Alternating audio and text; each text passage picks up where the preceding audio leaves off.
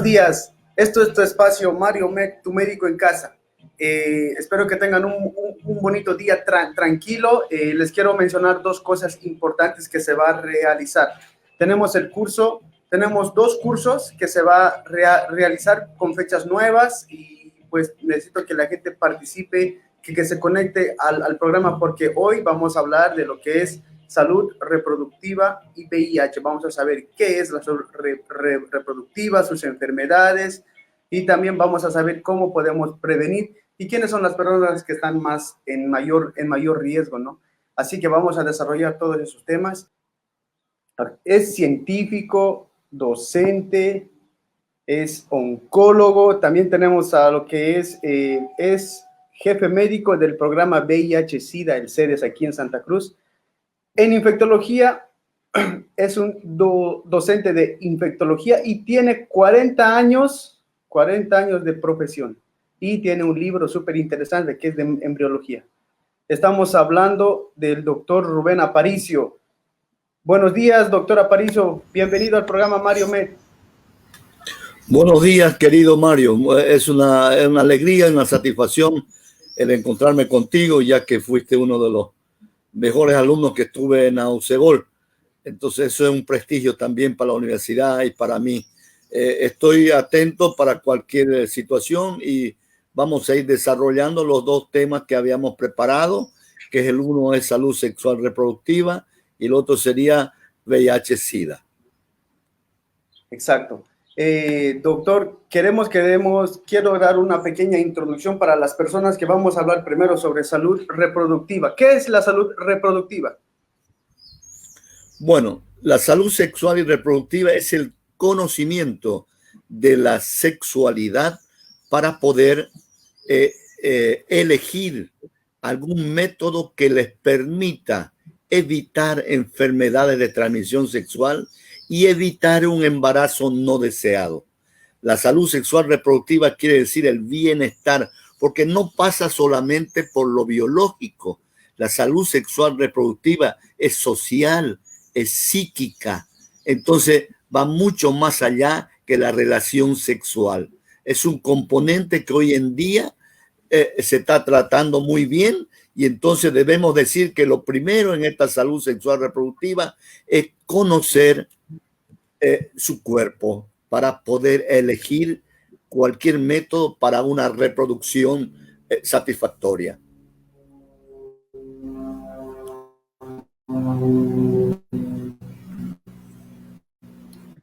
Sí.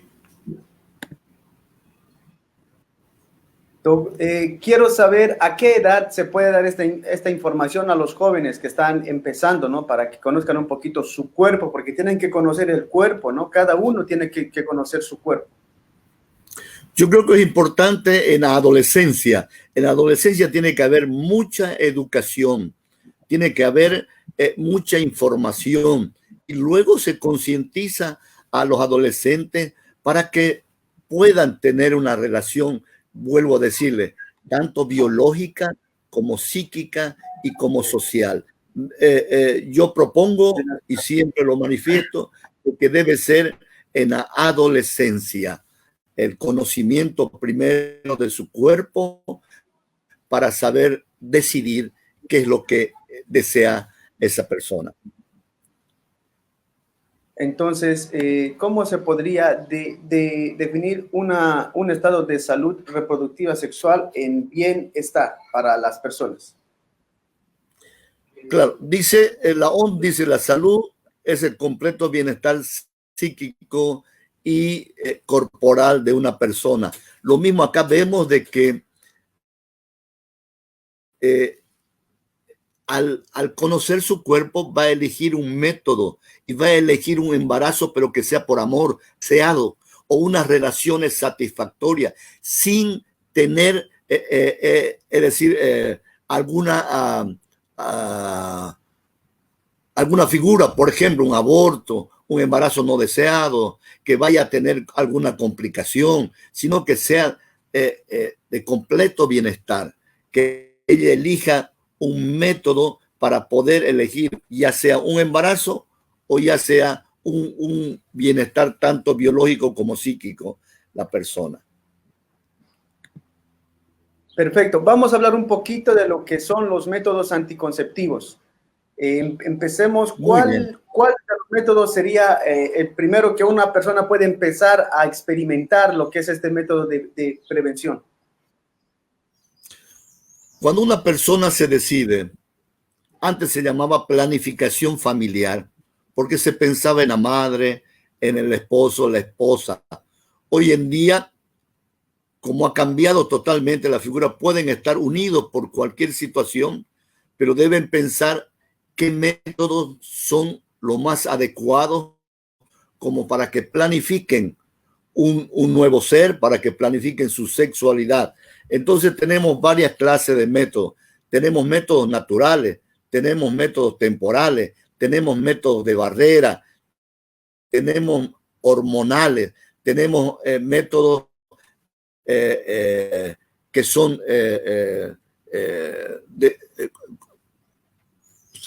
definitivos. Tal es el caso de la ligadura de trompa o la vasectomía en el varón. Entonces tenemos por lo menos unos 7, 8 métodos de los cuales se les da a elegir a la persona, se le explica qué reacciones pueden tener, cómo deben utilizar estos métodos.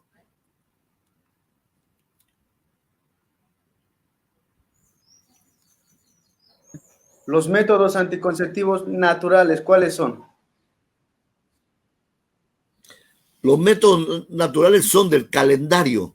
El otro es el oginos naus, se llama, y del coitus interruptus. ¿Qué quiere decir eso? Mediante los días, si usted se da cuenta, el día 14, 3 días antes, 3 días después de la ovulación, es donde la mujer está fértil y puede fecundar, porque está fértil. Entonces, esos días que ella va anotando en un almanaque, esos días no tiene que hacer relación sin protección, porque puede ocurrir que se embarace. Entonces, ese es el del calendario. Otro es del moco cervical o de la temperatura también. Mediante la temperatura vaginal puede verse de que está en los días, como se llaman, entre paréntesis, días de fertilidad, días peligrosos.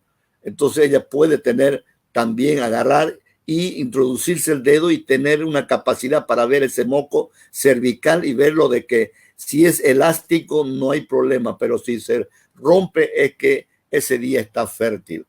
Entonces tenemos métodos naturales que de alguna manera no son muy efectivos. Es por eso que caminó esto de la hormona, esto de los métodos temporales, esto de los métodos hormonales. Entonces ha ido cambiando para tener mayor efectividad.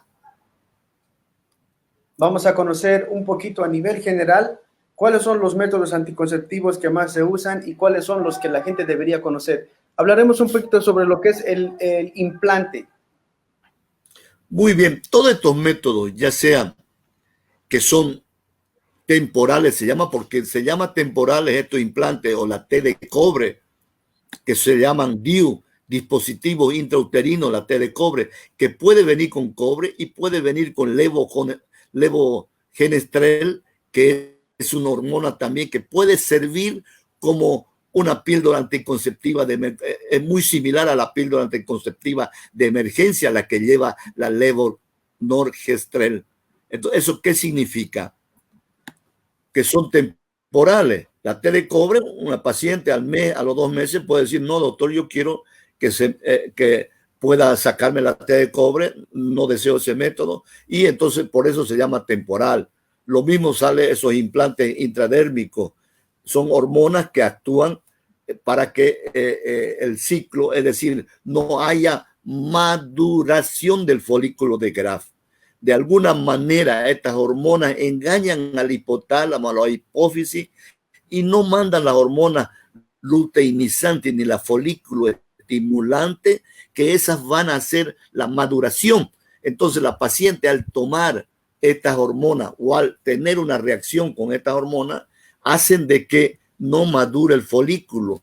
Al no madurar el folículo de Graf, no hay fecundación. Esta sería la reacción que se tiene, tanto métodos temporales como métodos con las píldoras anticonceptivas hormonales. ¿Cómo actúan? Actúan evitando la maduración del folículo, del óvulo.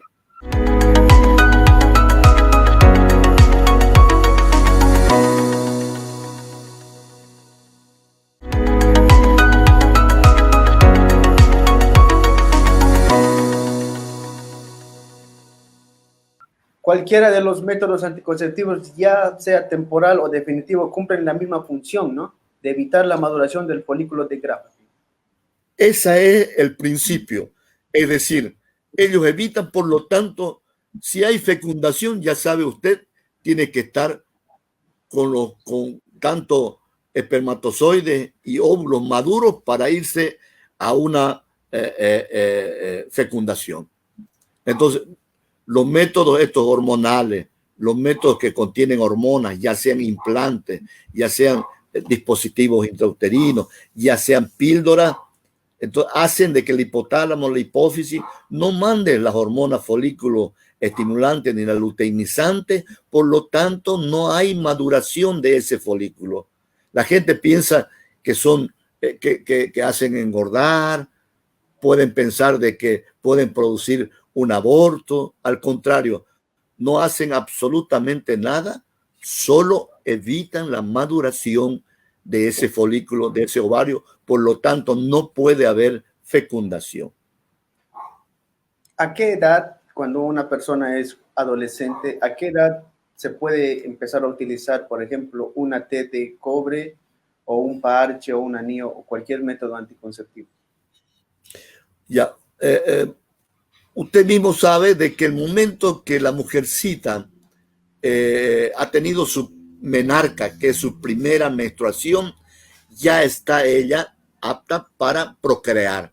Entonces viene la cosa. Generalmente en el Oriente, en otros países, así a los 14, 15 años, ya una mujercita puede tener relaciones y entonces ella debe planificar su próximo relación o si ella desea tener un niño o no necesita tener, la pareja lo mismo. Entonces ahí va la cosa de que ya una mujer 13, 14 años que le haya venido su menstruación, que se llama su primera menstruación, su menarca, está apta para utilizar cualquier clase de estos métodos.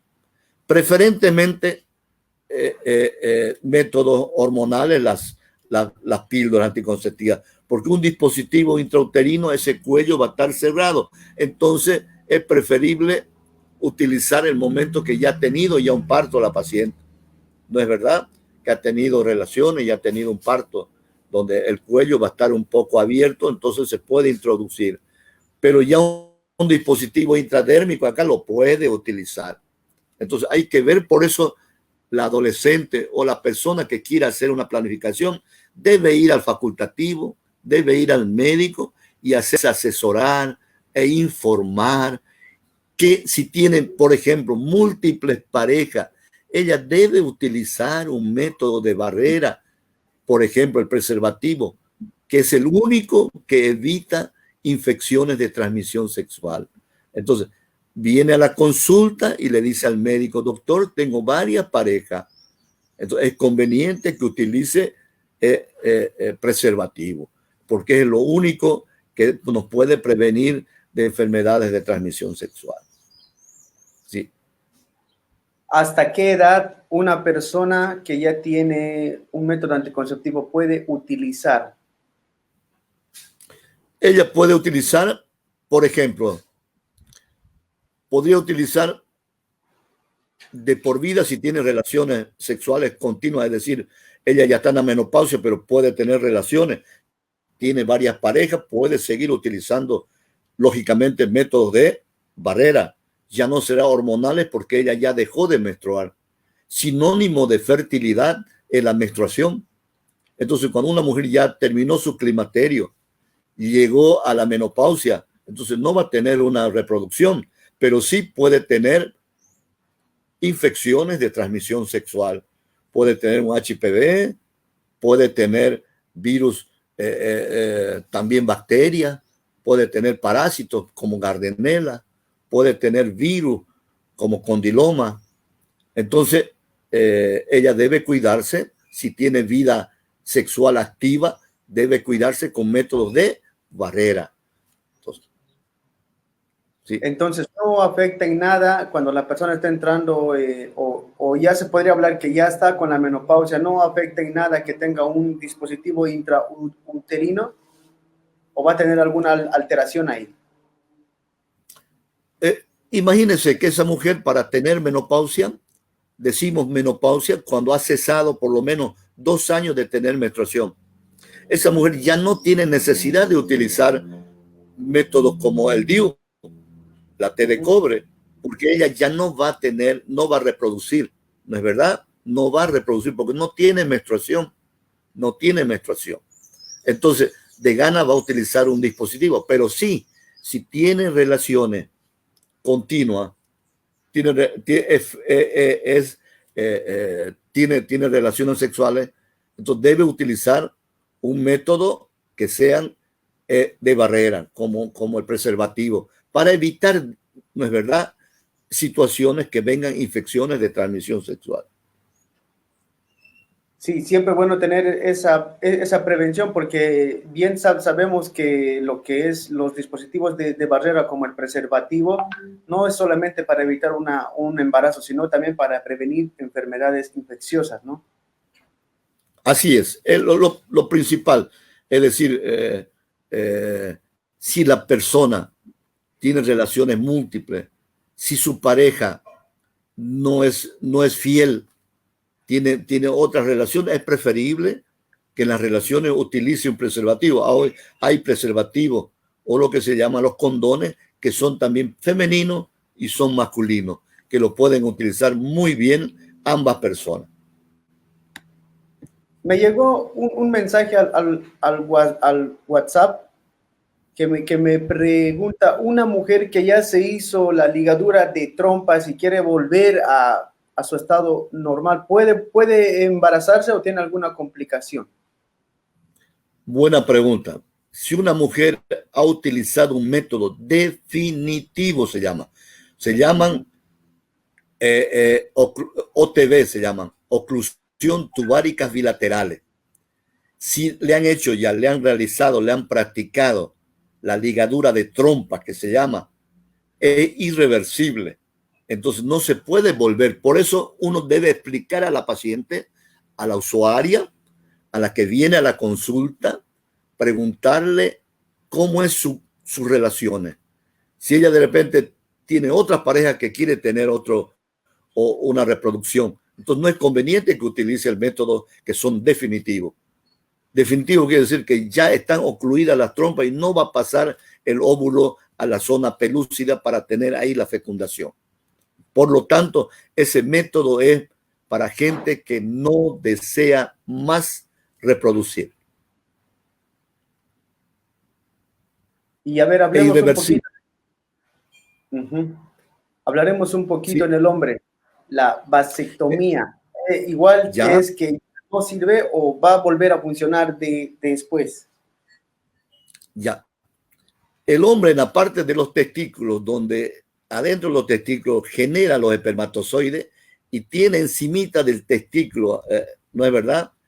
Tiene el epidídimo que se llama, ahí se guardan todos los espermatozoides. Es una zona de almacenamiento, ¿comprende? Y tiene un conducto que se llama el epidídimo, un conducto, que ese va a la uretra y ese va arriba hacia la próstata, hasta el conducto seminal, hasta las glándulas de Cooper, donde ahí se juntan y pueden reproducirse. Entonces, ¿qué hace usted si todo ese semen que está expulsando, usted lo ocluye, le hace la vasectomía? Es una oclusión del conducto deferente, ya no pasan los espermatozoides. Por lo tanto, ese paciente, esa persona no va a tener más reproducción, no puede reproducir porque están ocluidos sus conductos deferentes, es decir, el canal que va a subir los espermatozoides. Por lo tanto, esa persona, por ejemplo, que dice, yo ya no quiero tener niños por diferentes causas, ¿Comprende? Entonces dice, yo quiero la vasectomía. Es una oclusión del conducto deferente para evitar que vaya el espermatozoide hacia las glándulas prostáticas, se junten con las glándulas seminales y produzcan el semen. Entonces ya no hay semen. Esa es otra pregunta importante. Ese paciente ya no va a enviar semen, porque el semen quiere decir espermatozoide, líquido prostático, líquido seminal. 3 cosas para llamarse semen. Entonces, por lo tanto, si yo lo ocluyo el conducto deferente, simplemente ese paciente va a eliminar líquido nomás seminal, pero no semen. Por lo tanto, no va a fecundar, no va a reproducir. Eso sería la vasectomía. Esa vasectomía siempre hay que hacerla bilateral. Hay 2 trompas, 2 conductos deferentes, o sea, 2 testículos. Igualito en la mujer, 2 ovarios y en el varón 2 testículos. Entonces, por eso se llama oclusión bilateral. O sea que si se hace unilateral, ¿no tiene efecto? Claro, es decir, imagínense, un trauma, una mujercita lo mismo puede tener un quiste en una parte de un ovario, pero con el otro ovario puede reproducir, el otro ovario está muy bien, puede pasar lo mismo en el varón. Si le han hecho en un solo testículo, no tiene sentido, porque por el otro testículo va a subir espermatozoide y va a poder fecundar. Esa sería la respuesta. Perfecto. ¿Cómo funcionan los inyectables? Hay mujeres que utilizan bastante el tema de las inyecciones. Ya es lo mismo, hemos dicho. Vuelvo a decirle, y yo siempre lo digo en términos muy sencillos. Las hormonas, los inyectables que generalmente duran 3 meses, se llama la medroxiprogesterona, con el nombre comercial de Depo-Provera. Eso hace una amenorrea, se llama. Puede tener 3 meses, pero también engañan al hipotálamo. El hipotálamo en la hipófisis dice, esta persona está embarazada. Por lo tanto, no le mando para que madure su folículo. Entonces, esa persona va a estar 3 meses sin menstruación y no va a haber maduración del folículo y no va a poder reproducirse. Ese es el sentido.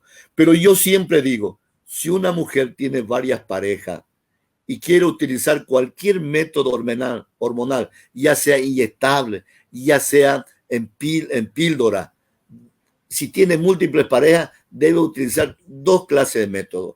Uno de protección ante posibles infecciones de transmisión y otro para evitar la fecundación.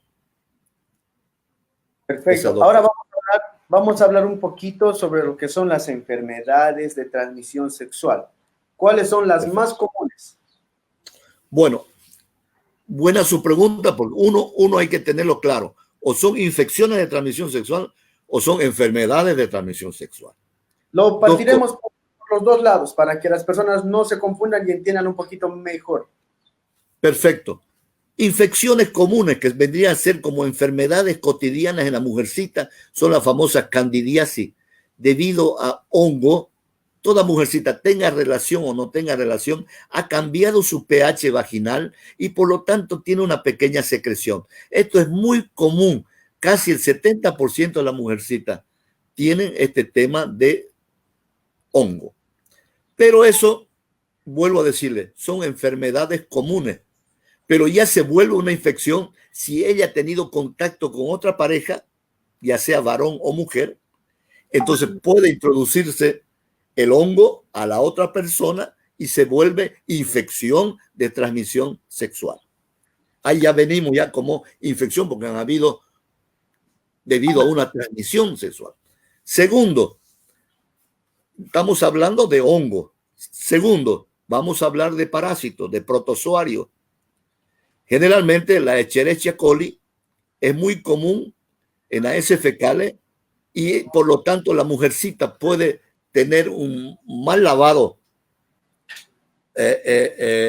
después de tener, es decir, ha ido al baño, ha defecado y puede lavarse ella de atrás hacia adelante y lleva consigo estos protozoarios, dando lugar a una tricomona, a una gardenela, luego a una infección urinaria. Mire usted, puede llevar una cadena de material, es decir, de cuerpos, ya podríamos llamarle, ya que nos van a producir una infección. En este caso se ve muy común las gardenelas. Es un protozoario también. Entonces hay que darle el metronidazol, que vienen en óvulos y vienen en cápsula, pero siempre todo este tratamiento hay que hacerlo en pareja. No conviene a una sola persona. ¿Comprende? Tercero, podemos ver los temas más comunes que hay. Gonorrea. Es un gonococo, es una bacteria.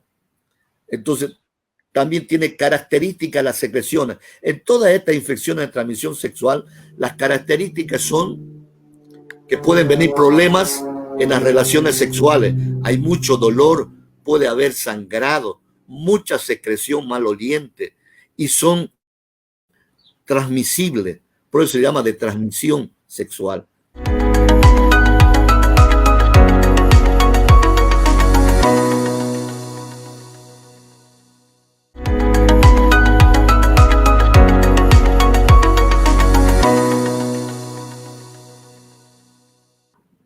Aquí me llega el mensaje al interno que no quieren salir en pantalla. Dice, ¿por qué se da que algunas mujeres tienen más deseo sexual que otras? ¿Cómo se puede controlar eso? No, es decir, es parte del conocimiento de su cuerpo de ella, de su forma de actuar de ella. No tiene que ver nada en lo que tenga menos sexual o menos deseo sexual o aumente su sexualidad. Eso quiere decir, vuelvo a decirle, si está sexualmente bien dirigida, hay un completo bienestar en la persona. Bienvenido todo, pero hay que controlarlo y hay que manejarlo bien. Es decir, si hay personas que dicen, quiero estar continuamente teniendo sexo. ¿No es verdad? Entonces puede tener alguna otra actividad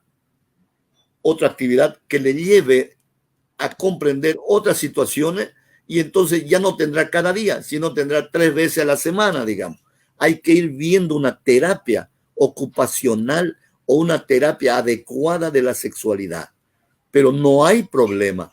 No quiere decir que una parte está mal o la otra parte, sino que hay que verle la terapia adecuada, cómo viene la cosa. Pero no hay problema. Bueno, entonces daremos una recomendación para tanto para hombres como para mujeres. ¿Cuál es cómo se puede hacer un aseo adecuado sobre las partes íntimas, tanto en hombres como en mujeres? Y si es recomendable usar el jabón líquido. Ya, eso yo siempre lo manifiesto en mis pacientes. Procuren utilizar un jabón neutro, que no tenga muchos elementos químicos, que no destruyan la flora, el pH que nosotros llamamos, las defensas que llamamos en la vagina. Ella tiene que tener su propia secreción, pero si ya cambia la secreción maloliente, cambia muy espesa, cambia en su coloración, es que hay una bacteria, un virus, un protozoario, algo está dañando ahí. Pero si ese lavado se lo hace cotidianamente con un jabón neutro, ¿no es verdad? Un lavado de adelante hacia atrás, no de atrás hacia adelante.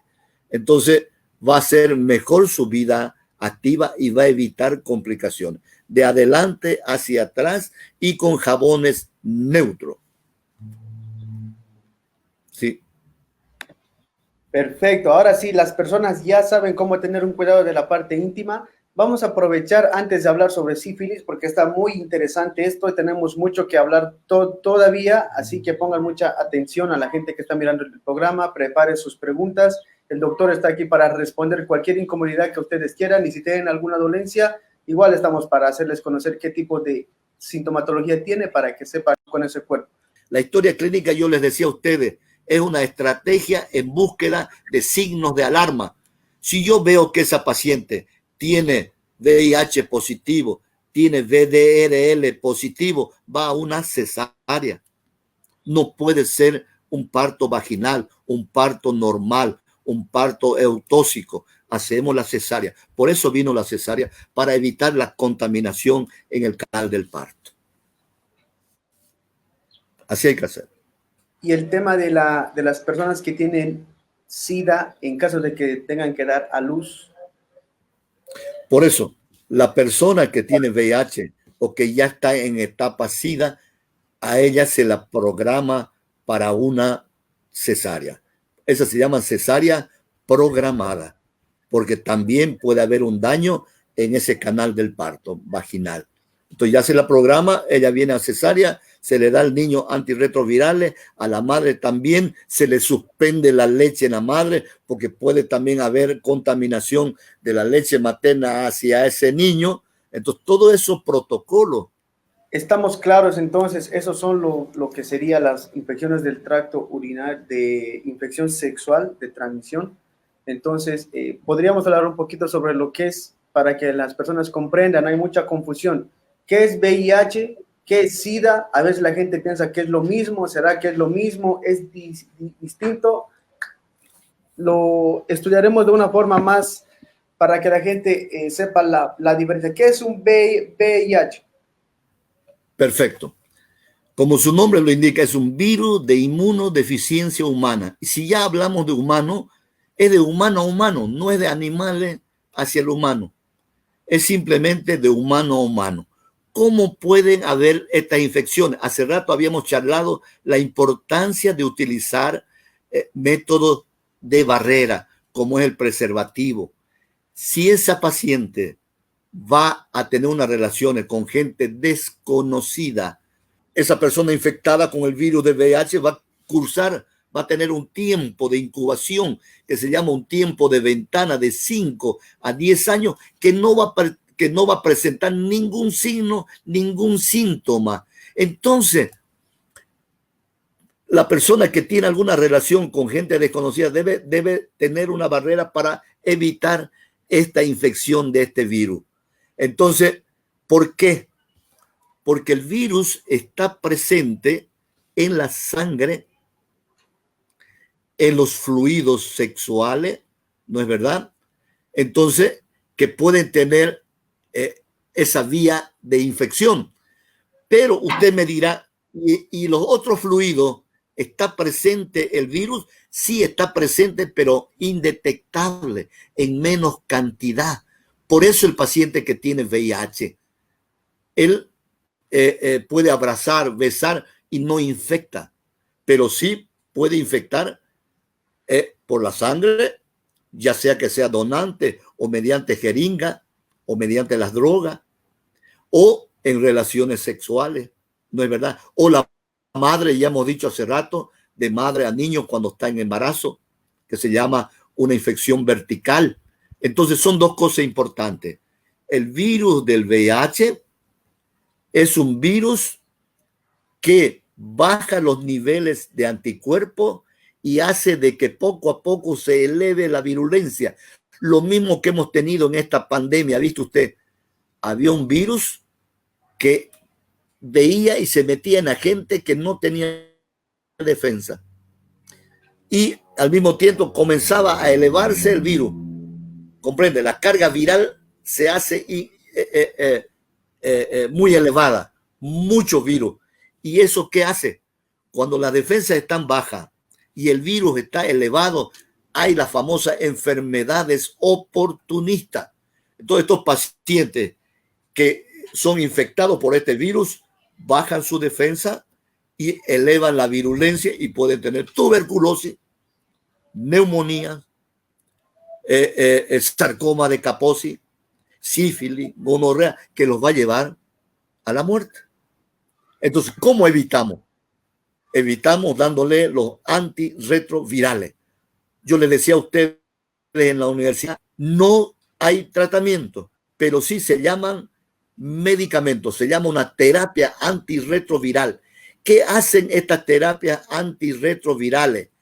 Evitan la replicación del virus y elevan los CD4, elevan los anticuerpos y por lo tanto evitamos que se metan las enfermedades oportunistas y evitamos que el paciente llegue al SIDA. Entonces ya sabemos lo que es el VIH. No es enfermedad, es una infección. Por esas vías se pueden infectar. Entonces, lo otro, el SIDA, tampoco es enfermedad, es un síndrome, es un conjunto de signos y síntomas a consecuencia de ese virus, que hace 5 años o 10 años ha sido infectada esta persona. Esa es la consecuencia. Entonces uno dice, paciente que está ingresando al SIDA es porque ya tiene una neumonía, unas diarreas, baja de peso, está tosiendo, tomamos una baciloscopía, el paciente tiene ya su tuberculosis, su neumonía, entonces ya estamos en fase SIDA, un síndrome, pero no enfermedad. Aclaremos bien, VIH, infección, SIDA, síndrome, a consecuencia de esa infección.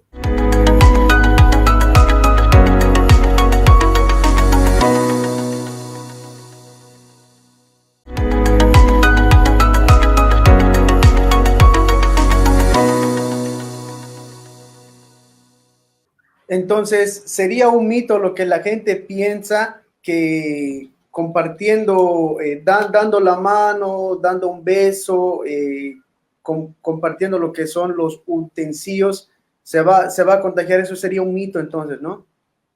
Eso es un mito. Yo a mis pacientes les digo, cuando van con una persona, él va a llegar a casa, puede comer muy bien, pero ¿qué le vamos a cuidar en él? Lo que estamos cuidándonos ahorita nosotros, la bioseguridad. Ese paciente puede estar baja la inmunidad. Entonces va a ser muy propicio que en el almuerzo, que la otra persona, su amigo, que no tiene SIDA, ni tiene VIH, pero tiene bacterias, ¿comprende? Tiene bacterias, pueden pasarlo porque el otro está bajo defensa. Es el cuidado. Pero él no va a transmitir, no va a infectar a su familia, a su entorno, por utilizar utensilio o por dar un beso o por abrazar. Simplemente él va a poder infectar a alguien donando sangre, teniendo relaciones sexuales, sin protección. Esas son las vías más severas de infección, no de contagio, porque el virus no contagia, el virus infecta. El virus infecta. Está bien, ahora las personas ya tienen un poquito más de conocimiento, eso lo que es la diferencia de VIH y SIDA, ¿no? Así es. Ahora lo importante, ¿y qué nos ha pasado ahora con la pandemia? Hemos descuidado mucho la información, la educación. Tenemos que volver a la salud pública. Los años 80, cuando yo salí, nosotros informábamos a la gente cuando ya nos venían los periodos, porque no teníamos mucha vacuna. Pero sí íbamos casa por casa a decirle cómo debe hervir su agua, porque no teníamos agua potable. Esos niños tenían diarrea porque tomaban agua de los atajados, como están tomando en Villamonte. Lo mismo ocurre con este tema del VIH-Sida. Eduquémonos, demos más información. Las universidades tienen que preocuparse en informar, educar. Hemos visto la misión y la visión de la UCEBOL. Por eso yo soy hincha de la UCEBOL, porque ¿qué nos dicen? Debemos informar, educar. Esa es nuestra misión que tenemos. Eso es lo que vemos que debemos hacer con nuestra población. Educarla, enseñarla, concientizarla. Y ahí vamos a ver buen producto después. Niños sanos, vamos a ver partos que no se nos compliquen. ¿Comprende? Cuando la familia está educada, es el grado de supervivencia de una embarazada. Dice, mi hijita está con edema, está hinchadito sus pies. Ella lo va a llevar al hospital porque está educada. Sabe que puede venir una eclampsia, una hipertensión. Está orinando mi hijita muy turbio, hediondito, la mando al hospital. Ella sabe que puede venir una infección urinaria y puede transmitirse en un aborto o un parto prematuro.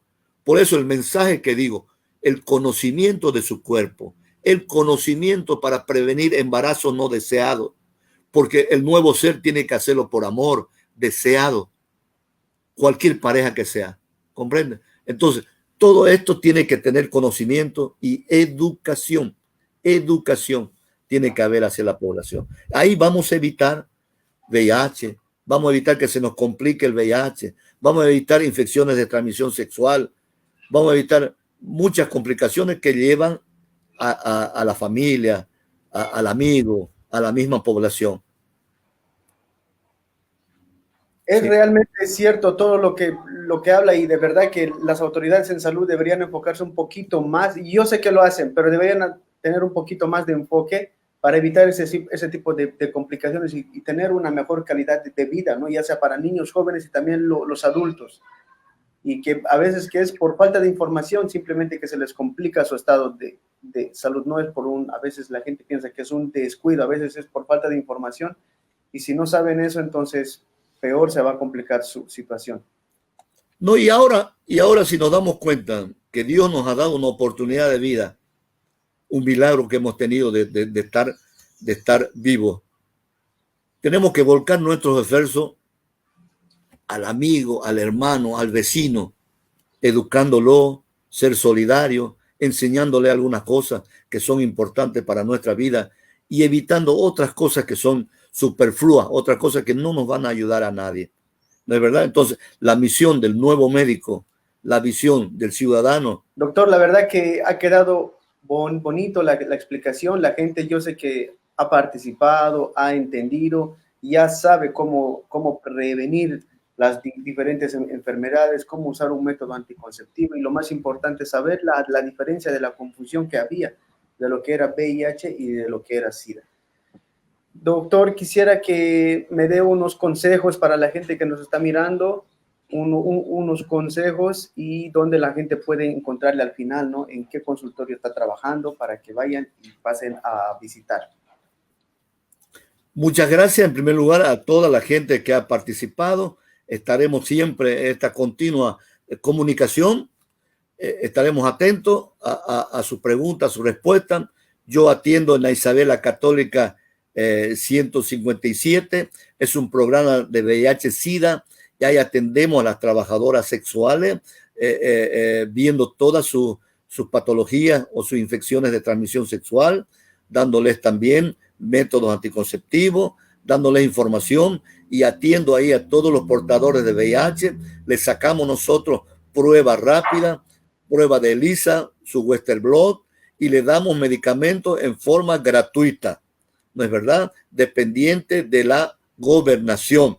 Es un programa gratuito. Puede ir cualquier persona por la mañana, ahí me encuentra y va a ser un placer el poderlo servir. Luego tenemos que evitar hacer relaciones sexuales sin protección, evitar que nosotros tengamos varias parejas para no traer a casa infecciones de transmisión sexual e hijos no deseados.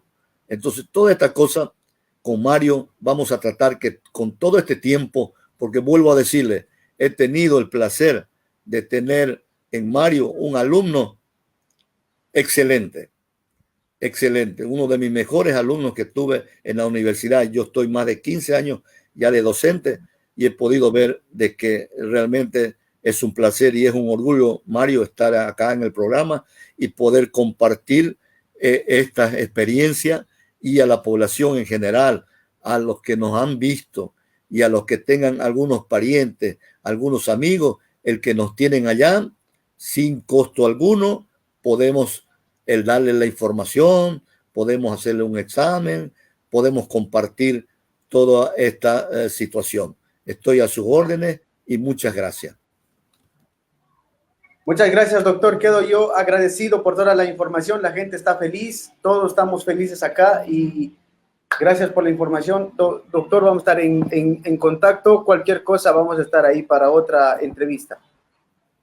Muchas gracias nuevamente, Mario, y hasta luego a todos los oyentes. Gracias. Hasta luego. Esto ha sido tu programa, Mario Mec, tu médico en casa. Ahora sí estás más preparado para afrontar las adversidades de la vida. Y lo más importante, las adversidades contra los microorganismos que son las bacterias, los hongos, los parásitos. Entonces, estás más preparado. Este ha sido Mario Mec, tu médico en casa. Gracias por participar. Gracias por estar con nosotros. Estamos para apoyarlos. Estamos con ustedes. Y no se pierdan. Próximo sábado.